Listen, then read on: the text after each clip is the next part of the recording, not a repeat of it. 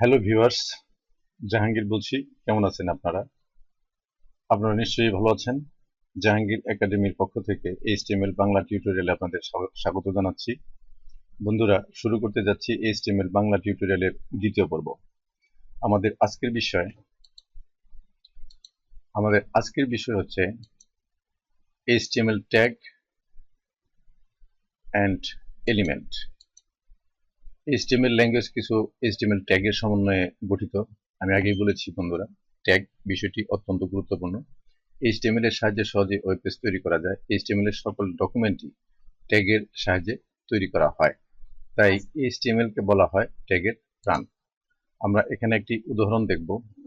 এখানে আমরা দেখতে পাচ্ছি পি ট্যাগ। পি একটা কিওয়ার্ড, এর আগে একটি অ্যাঙ্গেল ব্র্যাকেট দেওয়া আছে এবং পরে একটি অ্যাঙ্গেল ব্র্যাকেট দেওয়া আছে। অ্যাঙ্গেল ব্র্যাকেট সহ এই কিওয়ার্ডটাকে বলা হয় ট্যাগ। আপনারা দেখতে পাচ্ছেন এখানে দুটো ট্যাগ ব্যবহার করা হয়েছে। একটি প্রথমে একটি পি ট্যাগ এবং শেষে একটি পি ট্যাগ। প্রথম ট্যাগটাকে বলা হয় স্টার্টিং ট্যাগ বা স্টার্ট ট্যাগ, ওপেনিং ট্যাগও বলা হয়, আর শেষেরটিকে বলা হয় ক্লোজিং ট্যাগ বা ইন্ড ট্যাগ। এবং এই মাঝখানে যে কথাটি লেখা রয়েছে এটি হচ্ছে এলিমেন্ট। তাহলে ট্যাগ এবং এলিমেন্ট এই দুটো মিলিয়ে হচ্ছে সিনট্যাক্স। তাহলে প্রথমে আমরা যেটি দেখতে পাচ্ছি এটি হচ্ছে স্টার্টিং ট্যাগ আর এটি হচ্ছে ক্লোজিং ট্যাগ।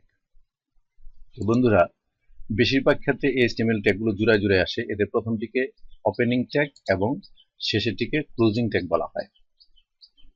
এখানে আমরা পি ট্যাগটা দেখতে পাচ্ছি, এটা হচ্ছে এই ডকুমেন্টের এই এলিমেন্টের ওপেনিং ট্যাগ এবং শেষেরটি হচ্ছে ক্লোজিং ট্যাগ। এইচটিএমএল ট্যাগের কিওয়ার্ডগুলো সবসময় অ্যাঙ্গেল ব্র্যাকেটের ভিতরে সীমাবদ্ধ থাকে। আপনারা দেখতে পাচ্ছেন যে পি ট্যাগের আগে একটি অ্যাঙ্গেল ব্র্যাকেট রয়েছে এবং শেষে একটি অ্যাঙ্গেল ব্র্যাকেট রয়েছে। ক্লোজিং ট্যাগেও তাই, একটি অ্যাঙ্গেল ব্র্যাকেট রয়েছে আর একটি অ্যাঙ্গেল ব্র্যাকেট রয়েছে, কিন্তু কিওয়ার্ডটির আগে একটি ফরওয়ার্ড স্ল্যাশ দেওয়া আছে।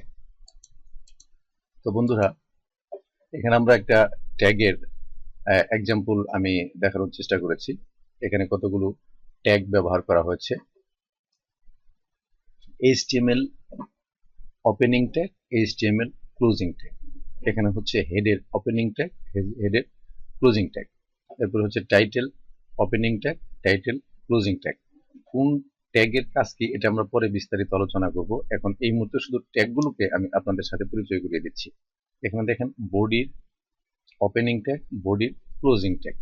এখানে হচ্ছে head 1 opening tag, head 1 closing tag, P opening tag, P closing tag. তাহলে বুঝতেই পারছেন বন্ধুরা যে একটি এইচটিএমএল ডকুমেন্টে কি পরিমাণ ট্যাগ ব্যবহার করা হয়। ট্যাগগুলি দেখতে যেমনই হোক, এগুলি মোটেই কঠিন বিষয় নয়, এগুলি খুবই সহজ। যেমন এখানে হেডের জন্য ব্যবহার করা হয়েছে হেড, বডির জন্য বডি, আর হেডিং ট্যাগের জন্য এখানে ব্যবহার করা হয়েছে এইচ, প্যারাগ্রাফ এর জন্য ব্যবহার করা হয়েছে পি। আশা করি নিশ্চয়ই বুঝতে পারছেন যে এগুলি হচ্ছে ট্যাগ। তো বন্ধুরা, ট্যাগ বিভিন্ন ধরনের হয়ে থাকে। ট্যাগ সাধারণত দুই ধরনের এইচটিএমএল ট্যাগ আমরা ব্যবহার করি। একটা হচ্ছে ওপেনিং ট্যাগ আর একটা হচ্ছে কন্টেইনার ট্যাগ আর একটা হচ্ছে এমটি ট্যাগ। তো কন্টেইনার ট্যাগ কাকে বলে? যে সকল এইচটিএমএল ট্যাগ জোড়ায় জোড়ায় আসে, অর্থাৎ যাদের একটি ওপেনিং ট্যাগ এবং একটি ক্লোজিং ট্যাগ থাকে, তাদেরকে কন্টেইনার ট্যাগ বলে। একটা উদাহরণের মাধ্যমে আমরা একটু দেখার চেষ্টা করব। এখানে HTML opening tag, HTML closing tag, এটা হচ্ছে এইচটিএমএল কন্টেইনার ট্যাগ। আর এর মাঝখানে যেই জিনিসগুলো আমরা দেখতে পাচ্ছি এগুলো হচ্ছে এলিমেন্টস বা কন্টেইন। এইচটিএমএল ট্যাগগুলি এই এলিমেন্টসগুলোকে কন্টেইন করছে। অতএব এইচটিএমএল ওপেনিং ট্যাগ এবং এইচটিএমএল ক্লোজিং ট্যাগ এই দুটোকে একত্রে বলা হয় কন্টেইনার ট্যাগ। এখানে head opening tag, head closing tag, আর মাঝখানে যে জিনিসগুলো রয়েছে এগুলি হচ্ছে তার এলিমেন্টস। সো হেড ট্যাগটি হচ্ছে একটি কন্টেইনার ট্যাগ। বডি ট্যাগের ক্ষেত্রেও তাই, বডি ওপেনিং ট্যাগ এবং বডি ক্লোজিং ট্যাগ। এই ওপেনিং ট্যাগ এবং ক্লোজিং ট্যাগের ভিতরে যেই এলিমেন্টসগুলো রয়েছে, কন্টেইন করছে, এগুলোকে বলা হয় কন্টেইন বা এলিমেন্টস। তো এখানে H1 opening tag, H1 closing tag, P opening tag, P closing tag, অর্থাৎ এই সব ট্যাগগুলি এখানে ব্যবহার করা হয়েছে কন্টেইনার ট্যাগ। তো কন্টেইনার ট্যাগ আমরা কিছু এক্সাম্পল এখন দেখব, যেমন HTML opening tag, closing tag, head opening tag, closing tag, title opening tag, closing tag, H1 opening tag, closing tag, P opening tag, closing tag. তো বন্ধুরা, এরপর আমরা দেখব এমটি ট্যাগ। যেসব HTML ট্যাগ জোড়ায় জোড়ায় আসে না, অর্থাৎ যাদের একটি মাত্র ওপেনিং ট্যাগ থাকে কিন্তু কোনো ক্লোজিং ট্যাগ থাকে না, তাদেরকেই এমটি ট্যাগ বলে। এখন একটি উদাহরণের মাধ্যমে আমরা এমটি ট্যাগটা দেখব। এখানে কিছু এক্সাম্পল দেওয়া আছে। BR for break. এখানে কোনো লাইন ব্রেকের ক্ষেত্রে আমরা এই ট্যাগটি ব্যবহার করে থাকি। বিআর লাইন ব্রেকের ক্ষেত্রে, অর্থাৎ ব্রেকের সংক্ষিপ্ত রূপ হচ্ছে বিআর। এইচআর হরিজন্টাল রোল অথবা হরিজন্টাল রো, এটাও একটা এমটি ট্যাগ। এখানে আইএমজিতে ইমেজ বোঝানো হয়েছে, এগুলি হচ্ছে এমটি ট্যাগ। এমটি ট্যাগগুলো কিভাবে ব্যবহার হয় আমি এই পাশে আপনাদের দেখাচ্ছি। এখানে HTML opening, HTML closing tag, এটা হচ্ছে একটা container tag. Head opening tag, head closing tag, এটাও হচ্ছে একটা container tag. Body opening tag, body closing tag, এটাও হচ্ছে একটা container tag. But my name is Jahangir এরপরে শুধুমাত্র বিআর একটি মাত্র ট্যাগ ব্যবহার করা হয়েছে, এটা হচ্ছে MT tag. I M a teacher, এখানে বিআর একটি মাত্র এমটি ট্যাগ ব্যবহার করা হয়েছে, এর কোনো ওপেনিং ট্যাগ নেই, এর কোনো ওপেনিং ট্যাগ নেই, সুতরাং এরা হচ্ছে এমটি ট্যাগ। তাহলে বন্ধুরা, যে সমস্ত ট্যাগ জোড়ায় জোড়ায় আসে না, যাদের একটি মাত্র, যে সমস্ত এলিমেন্টসের ক্ষেত্রে একটি মাত্র ট্যাগই ব্যবহার করা হয়, এগুলিকে বলা হয় এমটি ট্যাগ। তো এবার আমরা দেখব অ্যাট্রিবিউট। HTML এলিমেন্টস সম্পর্কে বাড়তি কিছু ইনফরমেশন দেওয়ার জন্য, অর্থাৎ HTML এলিমেন্টসের আমরা যে ট্যাগগুলি ব্যবহার করি, এই ট্যাগগুলির কর্মদক্ষতাকে আরো বাড়ানোর জন্য, অর্থাৎ এনহ্যান্স করার জন্য দুঃখিত, আমরা কিছু অ্যাট্রিবিউট ব্যবহার করে থাকি। অ্যাট্রিবিউট এর কাজটা হচ্ছে ট্যাগের কর্মদক্ষতাকে আরো একটু বাড়ানো, আরো একটু এনহ্যান্স করা। এখন একটা উদাহরণের মাধ্যমে আমরা অ্যাট্রিবিউট বিষয়টা সম্পর্কে পরিষ্কার একটা ধারণা নেওয়ার চেষ্টা করব। যেমন এখানে একটি উদাহরণ আমরা দেখতে পাচ্ছি, বডি কন্টেইনার ট্যাগের ভিতরে এখানে রয়েছে প্যারাগ্রাফ একটি ট্যাগ। প্যারাগ্রাফ ট্যাগের এলিমেন্টস হচ্ছে প্যারাগ্রাফ গোস হিয়ার, শুরুতে একটি ট্যাগ রয়েছে পি ট্যাগ এবং এর একটি এন্ডিং ট্যাগও রয়েছে বা ক্লোজিং ট্যাগও রয়েছে পি ট্যাগ। তাহলে এটি হচ্ছে একটি সাধারণ ট্যাগ। আরেকটা উদাহরণ আমরা একটু দেখি। এই উদাহরণে আমরা দেখতে পাচ্ছি যে পি ট্যাগ, অর্থাৎ এর ওপেনিং ট্যাগে পি এর সাথে এলাইন ইকুয়াল টু ডাবল কোটের ভিতরে সেন্টার দেওয়া আছে, অর্থাৎ পি এর কাজ হচ্ছে শুধুমাত্র প্যারাগ্রাফ গোস হিয়ার, এই কন্টেইনার ট্যাগের ভিতরে যে এলিমেন্টসগুলি থাকবে ব্রাউজারে শুধু এটাকেই শো করবে।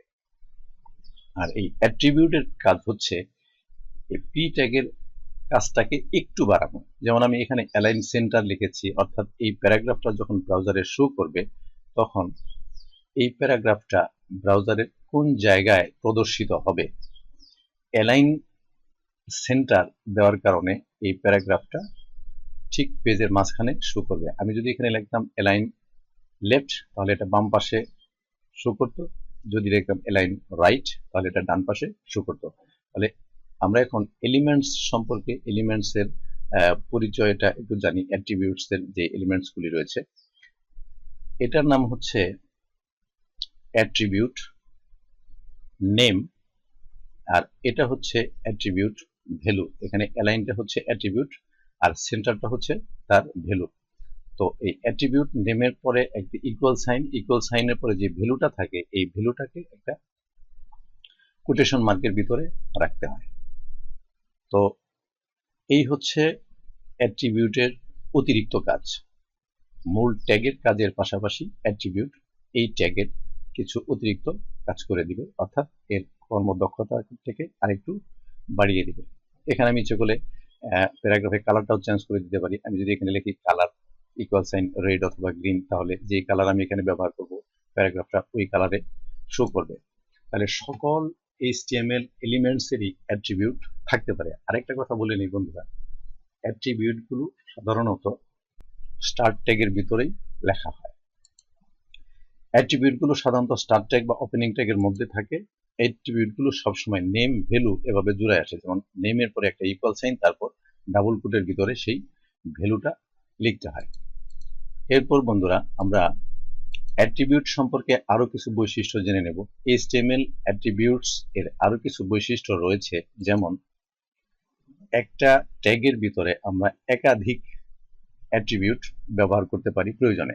যেমন এখানে আমার একটা ট্যাগ হচ্ছে ইমেজ। এই ট্যাগটা আমি বুঝবো কিভাবে? শুরুতে একটা অ্যাঙ্গেল ব্র্যাকেট রয়েছে এবং শেষে একটা অ্যাঙ্গেল ব্র্যাকেট রয়েছে, অর্থাৎ এটি একটি ট্যাগ। এই ট্যাগের ভিতরে আমি তিনটা অ্যাট্রিবিউট ব্যবহার করছি। একটা হচ্ছে সোর্স, অর্থাৎ এই ইমেজটা কোথা থেকে নেওয়া হয়েছে। তারপর হচ্ছে ওয়াইড, এই ইমেজের ওয়াইড কতটুকু হবে আমি লিখেছি 104। ইমেজের হাইট কতটুকু হবে আমি লিখেছি 142। তাহলে বন্ধুরা দেখা যাচ্ছে যে একটা ট্যাগের ভিতরে এক বা একাধিক অ্যাট্রিবিউট প্রয়োজন মতো ব্যবহার করা যেতে পারে। তাহলে একই ট্যাগে একাধিক অ্যাট্রিবিউট ব্যবহার করা যায়, তেমনি অ্যাট্রিবিউটের ভ্যালু সবসময় সিঙ্গেল অথবা ডাবল কোটের মধ্যে থাকে। এটা ইচ্ছে করলে আমি এখানে ডাবল কোট ব্যবহার করেছি, আপনারা ইচ্ছে করলে সিঙ্গেল কোট ব্যবহার করতে পারেন। অ্যাট্রিবিউটস এর ভ্যালু নেম সবসময় লোয়ার কেস হয় ভালো। আমি আমার প্রথম টিউটোরিয়ালে বলেছিলাম, আমরা বেসিক ইনফরমেশনে একটা বিষয় জেনে নিয়েছিলাম যে HTML এর কিছু সুবিধা রয়েছে, তার মধ্যে একটি রয়েছে HTML হচ্ছে কেস সেন্সিটিভ নয়, অর্থাৎ আপনি ট্যাগের ভিতরে ইচ্ছা করলে লোয়ার কেস বা আপার কেস ইচ্ছা মতো ব্যবহার করতে পারেন। তবে অ্যাট্রিবিউটের ক্ষেত্রে লোয়ার কেস ব্যবহার করাটাই ভালো। অনেক সময় একটি অ্যাট্রিবিউটের মধ্যে আরেকটি অ্যাট্রিবিউট ভ্যালু থাকলে সেক্ষেত্রে ডাবল কোটের মধ্যে সিঙ্গেল কোট অথবা সিঙ্গেল কোটের মধ্যে ডাবল কোট ব্যবহার করা যায়। যেমন আমরা নিচের উদাহরণের মাধ্যমে বিষয়টা একটু পরিষ্কারভাবে জেনে নেই। এখানে এই টাইটেল অ্যাট্রিবিউটের ভ্যালু রয়েছে জন নেলসন। জন নেলসনের ভিতরে আবার আরেকটি ভ্যালু রয়েছে শটগান। এজন্য আমরা প্রথমটাকে ব্যবহার করেছি সিঙ্গেল কোট এবং মাঝখানে যেটা রয়েছে এটাকে ব্যবহার করেছি ডাবল কোট।